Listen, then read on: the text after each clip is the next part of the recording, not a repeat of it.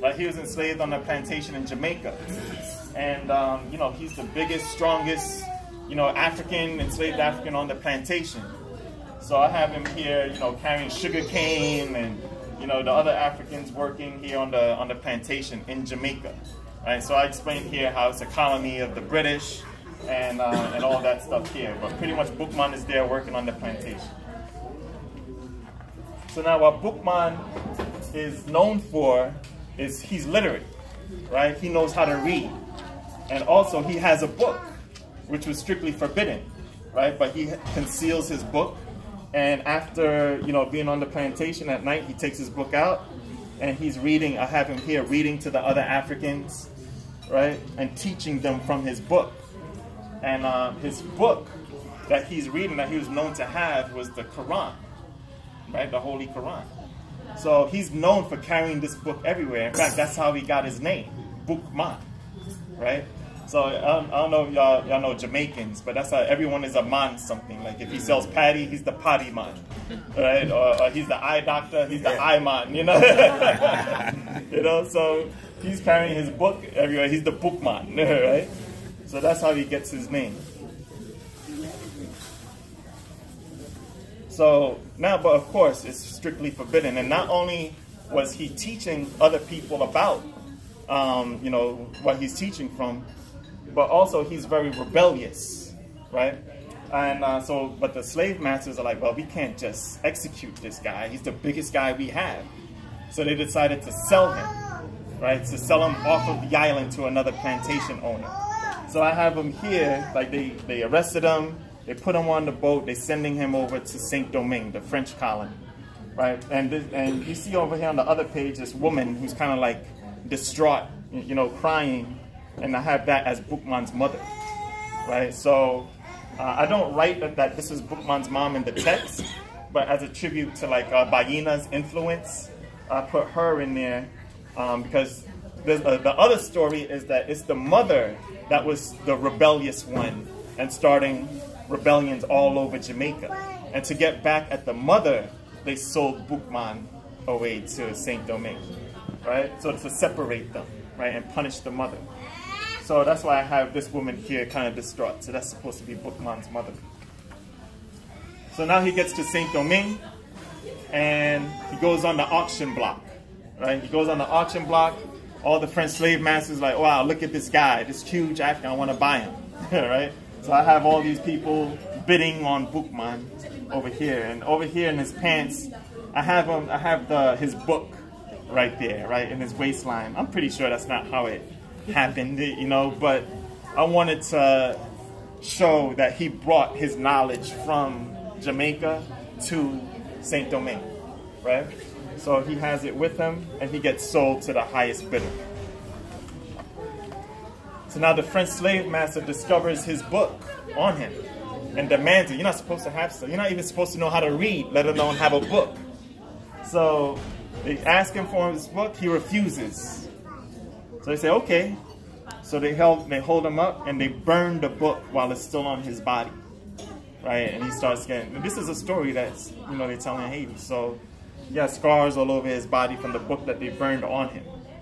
Right? And that was the end of his book right there. Now his job on the plantation was to be the slave driver. Now it was very rare that the slave masters are the ones that take the whip and whip you with it. They usually get another African to be the slave driver, and he's the one that does the discipline, right? But that was a mind game that they played on us, right? So that we could stay separated and resent each other, right? So if you beating your brother, if your job is to beat your brother, right, every time, and he didn't even do anything, right, then you're gonna have like a natural resentment. But what I wanted to, the image that I wanted to portray of that was the slave master giving Boukman the whip, and then he has to go around and whip the slave. So it's by design. The slave master does this by design to keep you separated, right? So I just had I like to tell kids stuff like that, because they say like black and black crime, black and black violence, stuff like that. Well, it was designed that way from the very beginning, right? So That's Boukman on the plantation. Now he meets up with Cecile Fatima. Anyone ever heard of Cecile? Cecile Fatima? Cecile Fatima was the Mambo, right? So she's the voodoo priestess, and she's spiritually in tune in the colony. She's been there in Saint-Domingue. Boukman just gets there, right? So I have in the book that she's planning the rebellion, right? But she's waiting for the right person, right, to come along. So once she meets Boukman, he's like, wow, I think this might be the person I've been waiting for, right? Because she's spiritually connected. So once she meets Boukman, and she's like, you know, he's the chosen one. That's the person that I want to lead my rebellion, right? So now I have Boukman and Cecile together. So now they're just waiting for the right time. So this whole time period that I'm talking about right now is like 1791, right? And there's a lot of things happening. The French Revolution, everyone ever heard of the French Revolution, right? Where they overthrew the monarchy, now it's the French Republic. All of that was going on, right? So I have the slave master over here. Boukman is now the coach driver. He's driving the slave driver everywhere.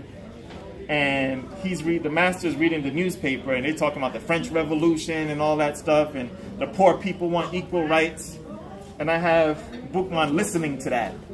And he's like, wait, but we want rights too. That sounds pretty good what they're doing in France. We want to do that down here, right? So Boukman is like, you know, maybe this is the right time to start the slave revolt. So he goes back to Cecile. And Cecile's job is to start telling everybody that there's going to be a secret meeting, right? August 14, 1791. A secret meeting at a place called Bois Caïman, right? So she goes from plantation to plantation in the middle of the night, telling everybody about this secret meeting, right? That's going to be on August 14th. Now, August 14th comes, 1791, and they're planning out the rebellion. Because this is not just going to be like a small slave revolt. They're planning out the Haitian Revolution, right? So they're saying, okay, you're going to be here, you're going to be there. It's not a random thing, right? So they put in the game plan together, and after the game plan, they seal it with a ceremony, right? It was a voodoo ceremony, right? At Bois Caïman, August 14th. And they sealed the pact, because what they're talking about doing now is black independence.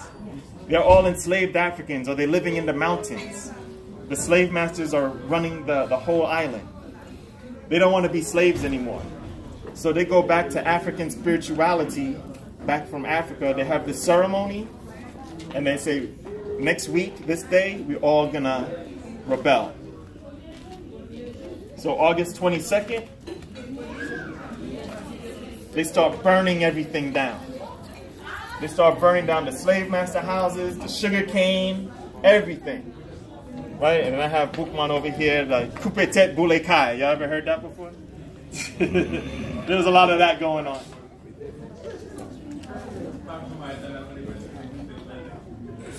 So here's the population of the island at the time. There's about 25,000 Europeans, about 25,000 mixed race, like mulattoes, and about 450,000 Africans. 95% of them enslaved.